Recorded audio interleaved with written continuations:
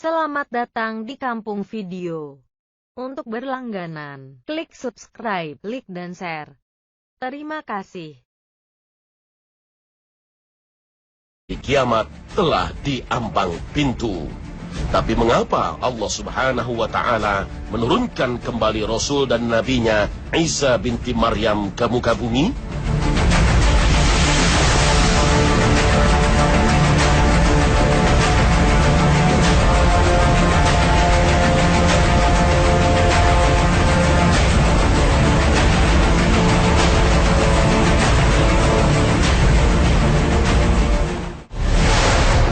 Setiap yang hidup pasti merasakan mati.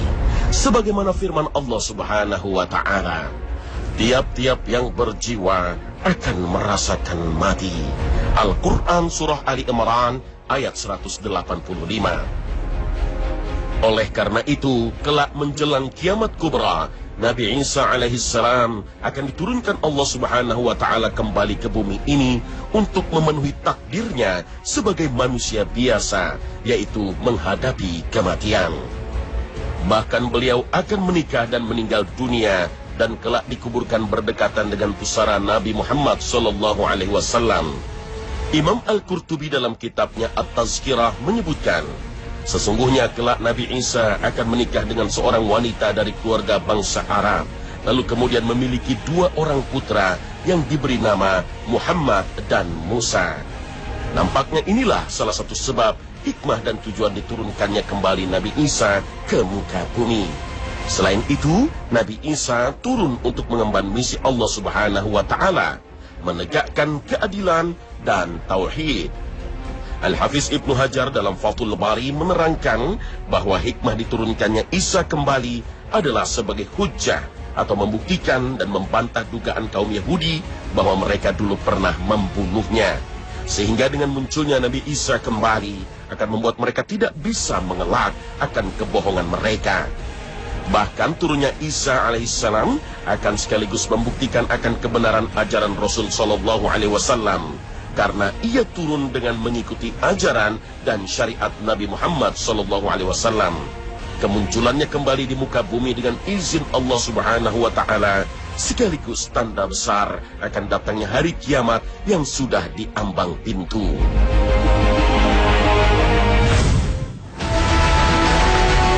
Nabi Isa alaihissalam adalah salah seorang dari 5 nabi dan rasul yang diberi gelar Ulul Azmi, yang memiliki sejumlah keistimewaan. Kelima nabi dan rasul yang mendapat gelar ini adalah Nabi Nuh, Ibrahim, Musa, Isa, dan Muhammad sallallahu alaihi wasallam. Sejak dilahirkan, Isa sudah memiliki keistimewaan. Ia bisa berbicara sejak dalam buayan. Setelah Allah Subhanahu wa Ta'ala mengutusnya sebagai rasul, ia diberikan keistimewaan dan mukjizat menakjubkan. Bisa menghidupkan orang yang mati, menyembuhkan orang buta dan penyakit kusta, menyuguhkan hidangan dari langit, dan juga lain sebagainya. Dan Allah Subhanahu wa Ta'ala menurunkan padanya kitab suci Injil sebagai pedoman umatnya. Dan kami iringkan jejak mereka, nabi-nabi Bani Israel dengan Isa putra Maryam, membenarkan kitab yang sebelumnya, yaitu Taurat. Dan kami telah memberikan kepadanya kitab Injil, sedang di dalamnya ada petunjuk dan cahaya yang menerangi, dan membenarkan kitab yang sebelumnya, yaitu kitab Taurat, dan menjadi petunjuk serta pengajaran untuk orang-orang yang bertakwa. Al-Quran Surah Al-Ma'idah ayat 46. Saat muncul bencana jahat dari kaum Bani Israel yang bermaksud membunuhnya, Allah Subhanahu wa Ta'ala kemudian menyelamatkannya dengan mengangkatnya ke langit. Orang yang dibunuh oleh Yahudi itu adalah pengikutnya yang berkhianat, yang diserupakan Allah Subhanahu wa Ta'ala dengan Isa alaihissalam. Allah Subhanahu wa Ta'ala berfirman, dan karena ucapan mereka, sesungguhnya kami telah membunuh Al-Masih, Isa putra Maryam, Rasul Allah. Padahal mereka tidak membunuhnya dan tidak pula menyalibnya, tetapi yang mereka bunuh ialah orang yang diserupakan dengan Isa bagi mereka. Sesungguhnya orang-orang yang berselisih paham tentang pembunuhan Isa benar-benar dalam keraguan-raguan tentang yang dibunuh itu. Mereka tidak mempunyai keyakinan tentang siapa yang dibunuh itu, kecuali mengikuti persangkaan belaka. Mereka tidak pula yakin bahwa yang mereka bunuh itu adalah Isa. Al-Quran Surah An-Nisa ayat 157. Nabi Isa alaihissalam diselamatkan oleh Allah dengan jalan diangkat ke langit dan ditempatkan di suatu tempat yang hanya Allah subhanahu wa ta'ala yang tahu tentang hal ini. Al-Quran menjelaskan peristiwa penyelamatan ini. Tetapi yang sebenarnya, Allah telah mengangkat Isa kepadanya, dan adalah Allah Maha Perkasa lagi Maha Bijaksana. Al-Quran Surah An-Nisa ayat 158. Dengan izin dan takdir Allah subhanahu wa ta'ala, kelak di akhir zaman, Nabi Isa alaihissalam akan kembali diturunkan ke bumi. Selain mengemban misi dari Allah subhanahu wa ta'ala, ia akan turun kembali ke bumi untuk memenuhi takdirnya sebagai manusia, makhluk Allah subhanahu wa ta'ala. Jika saatnya tiba, inilah tanda besar kiamat, tanda hari kiamat telah diambang pintu.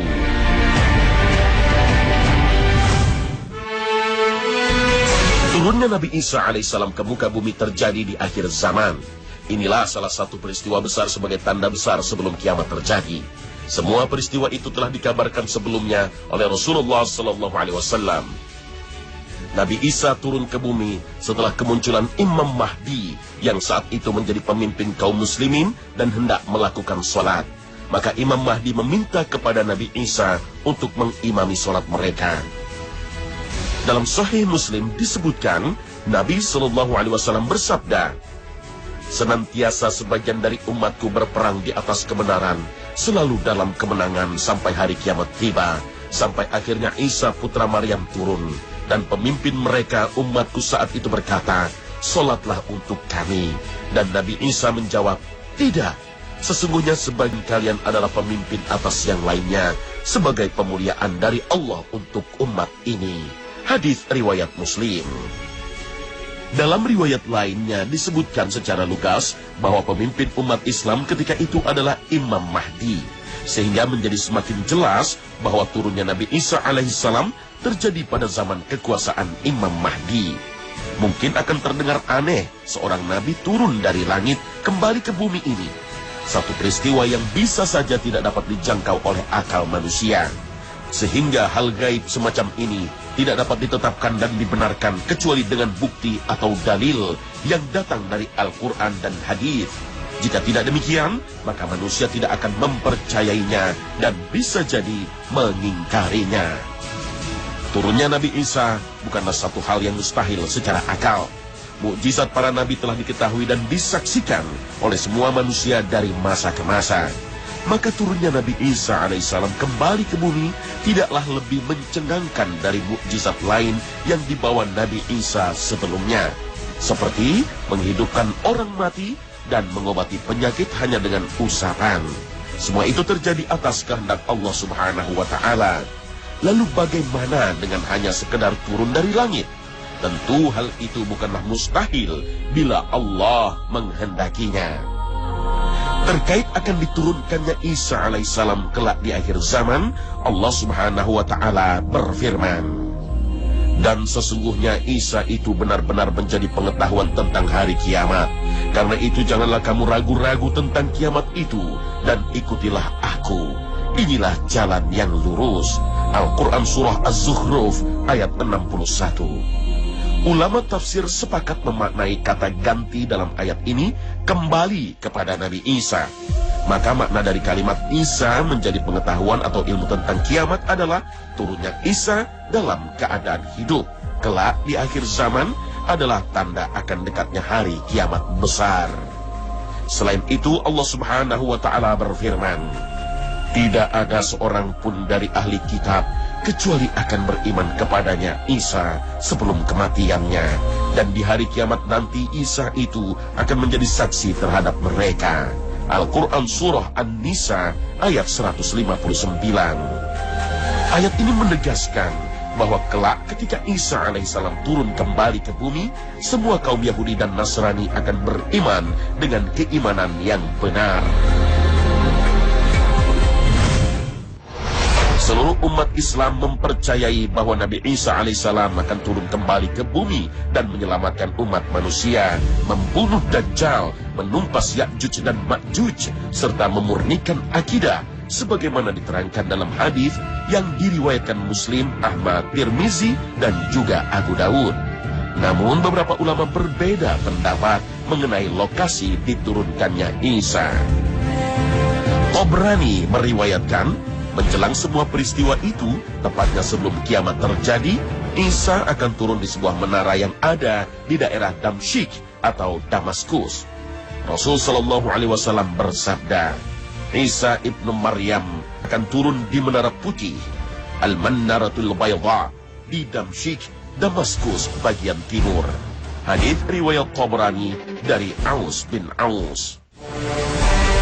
Serupa dengan hadis ini, Rasulullah SAW bersabda, lalu Isa turun di menara putih sebelum timur Damaskus dengan memakai 2 potong baju yang dicelup za'faran dan wars, dengan meletakkan kedua telapak tangan di atas sayap-sayap 2 malaikat. Jika dia menundukkan kepalanya, akan menetes. Jika dia mengangkatnya, turunlah air seperti mutiara. Maka tidak ada seorang kafir pun yang mencium aroma nafasnya, kecuali dia pasti mati dan nafasnya tercium dari jarak sejauh pandangannya. Hal yang sama juga diungkapkan oleh Ibnu Katsir dalam kitabnya Qisas Al-Anbiya, bahwa Isa alaihissalam akan turun di sebuah menara berwarna putih yang terletak di daerah Damaskus, Syam, atau sekarang ibu kota Suriah. Ketika itu akan didirikan sholat subuh, maka imam kaum muslim berkata kepadanya, majulah wahai Ruhullah, jadilah imam. Isa menjawab, tidak, di antara kalian ada pemimpin-pemimpin yang telah dimuliakan oleh Allah dalam umat ini. Hadis riwayat Muslim dan Ahmad. Ibnu Qayyim menjelaskan bahwa pemimpin imam dalam hadis ini adalah Al-Mahdi, yang akan meminta Isa alaihissalam untuk mengimami sholat kaum muslim. Isa alaihissalam akan hidup di dunia bukan sebagai nabi, melainkan sebagai pengikut Muhammad. Orang-orang Islam akan memandangnya sebagai pemimpin mereka. Al-Shalabi menegaskan, Al-Mahdi akan memimpin umat Islam dalam sholat, dan Isa akan memimpin umat Islam berdasarkan syariat.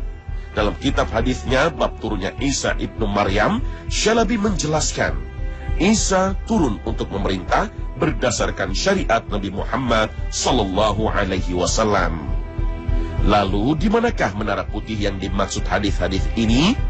Sami bin Abdullah Al-Maghluz dalam bukunya Atlas Sejarah Nabi dan Rasul mengungkapkan, di Damaskus ada 2 buah menara yang sangat mirip sebagaimana disebutkan dalam hadis.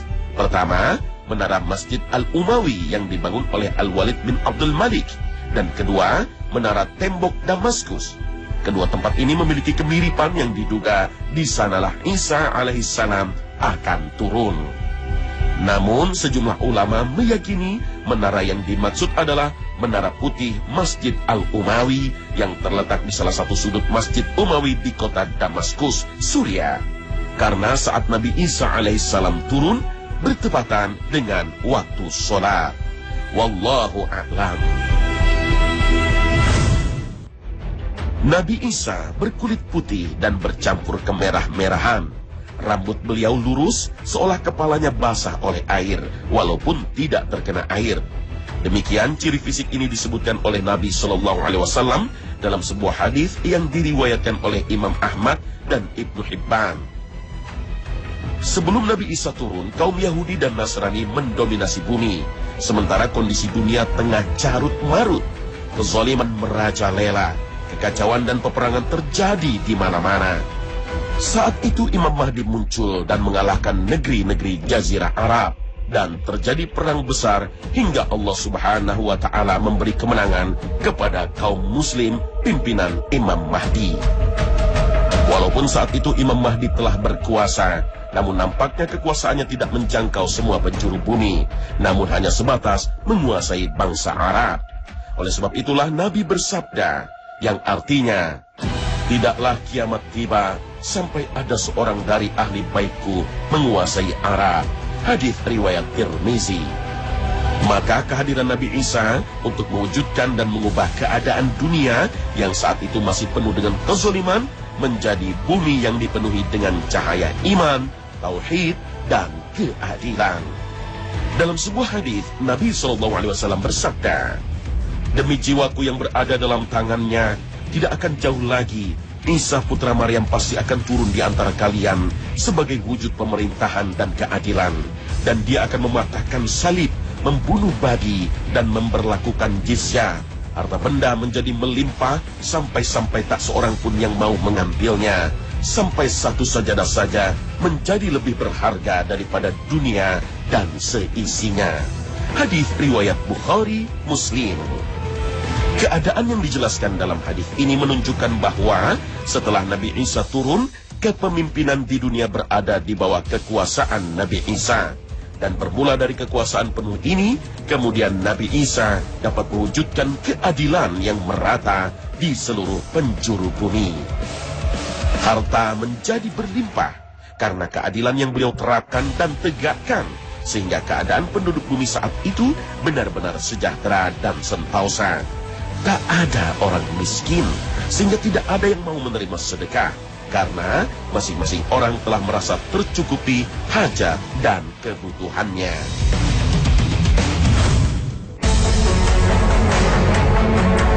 Di tengah-tengah kekuasaan Nabi Isa alaihissalam, Dajjal muncul dengan kekuasaan dan kekuatan di luar batas akal manusia, yang menggenggam api dan surga.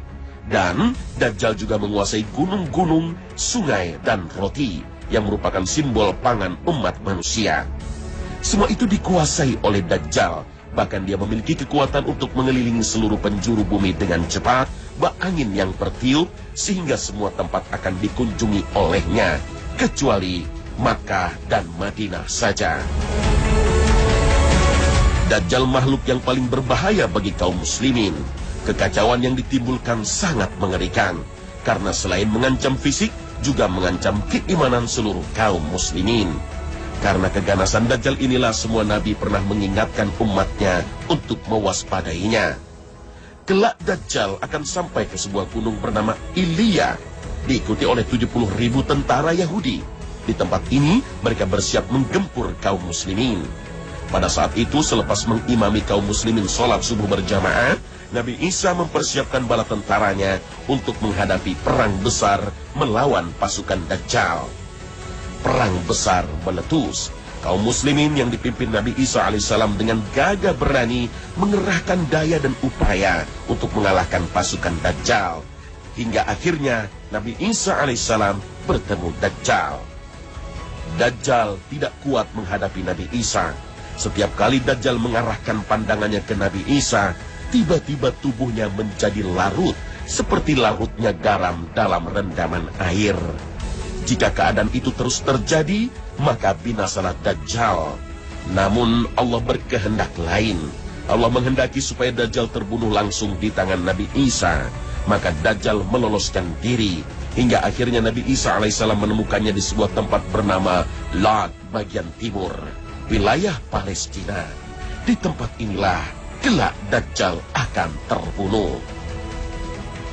Dengan terbunuhnya Dajjal, kaum Yahudi yang menjadi sekutu dan bala tentara Dajjal kewalahan, hingga kaum muslimin terus mengejar mereka, hingga tidak ada tempat persembunyian yang aman bagi mereka. Batu, pohon, kayu, dan sebagainya akan berbicara, memberitahu keberadaan kaum Yahudi yang bersembunyi di belakangnya. Satu-satunya pohon yang tak bicara hanyalah pohon Gharqad. Setelah kaum muslimin memenangi perang besar akhir zaman, Nabi Isa alaihissalam menata dan mengelola pemerintahannya, menjalankan kekuasaannya dengan pemerintahan yang adil berdasarkan syariat Nabi Muhammad SAW. Maka terciptalah perdamaian di dunia, keadilan, dan kesejahteraan. Setelah Dajjal binasa, Allah Subhanahu wa Ta'ala melepas makhluk-makhluknya yang kejam dan buas. Mereka itulah Ya'juj dan Ma'juj. Allah Subhanahu wa Ta'ala berfirman, hingga apabila dibukakan tembok Ya'juj dan Ma'juj, dan mereka turun dengan cepat dari seluruh tempat yang tinggi. Al-Quran Surah Al-Anbiya ayat 96. Fitnah dan kejahatan Ya'juj dan Ma'juj sangat besar dan menyeluruh. Tiada seorang manusia pun yang dapat mengatasinya. Jumlah mereka sangat banyak, sehingga kaum muslimin akan menyalakan api selama 7 tahun untuk berlindung dari penyerangan para pemanah dan perisai mereka. Dahsyatnya fitnah dan kejahatan kaum Ya'juj dan Ma'juj ini juga digambarkan oleh Rasulullah Sallallahu Alaihi Wasallam dalam sabdanya. Dinding pembatas Ya'juj dan Ma'juj akan terbuka, maka mereka akan menyerang semua manusia, sebagaimana firman Allah Subhanahu wa Ta'ala. Dan mereka turun dengan cepat dari seluruh tempat-tempat yang tinggi. Al-Quran Surah Al-Anbiya ayat 96. Maka mereka akan menyerang manusia, sedangkan kaum muslim akan berlarian ke kota-kota dan benteng-benteng mereka sambil membawa binatang-binatang ternak bersama mereka. Sedangkan mereka, Ya'juj dan Ma'juj, meminum semua air di bumi. Sehingga apabila sebagian dari mereka melewati sebuah sungai, maka mereka pun meminum air sungai tersebut sampai kering. Dan ketika sebagian yang lain dari mereka melewati sungai yang sudah kering tersebut, maka mereka berkata, dulu di sini pernah ada air. Dan apabila tidak ada lagi manusia yang tersisa kecuali seorang saja di sebuah kota atau benteng, maka berkatalah salah seorang dari mereka, Ya'juj dan Ma'juj, penduduk bumi sudah kita habisi, maka berikutnya yang tertinggal adalah penduduk langit. Kemudian salah seorang dari mereka melemparkan tombaknya ke langit, dan tombak tersebut kembali dengan berlumur darah yang menunjukkan suatu bencana dan fitnah. Maka tatkala mereka sedang asyik berbuat demikian, Allah Subhanahu wa Ta'ala mengutus ulat ke pundak mereka seperti ulat belalang yang keluar dari kutubnya. Maka pada pagi harinya mereka pun mati dan tidak terdengar satu nafas pun. Setelah itu kaum muslim berkata, apakah ada seorang laki-laki yang berani mati untuk melihat apa yang sedang dilakukan oleh musuh kita ini? Maka majulah salah seorang dari mereka dengan perasaan tak takut mati. Kemudian dia menemukan bahwa mereka semua, Ya'juj dan Ma'juj, telah mati dalam keadaan sebagian mereka di atas sebagian yang lain, bertumpukan. Maka laki-laki tersebut berseru, wahai semua kaum muslim, bergembiralah kalian. Sesungguhnya Allah Subhanahu wa Ta'ala sendiri sudah membinasakan musuhmu. Maka mereka pun keluar dari kota-kota dan benteng-benteng dan melepaskan ternak-ternak mereka ke padang-padang rumput. Kemudian padang rumput tersebut dipenuhi oleh daging-daging binatang ternak. Maka semua susu ternak tersebut gemuk, penuh, seperti tunas pohon yang paling bagus yang tidak pernah dipotong. Hadis riwayat Ahmad, Ibnu Majah, Ibnu Hibban, dan Hakim.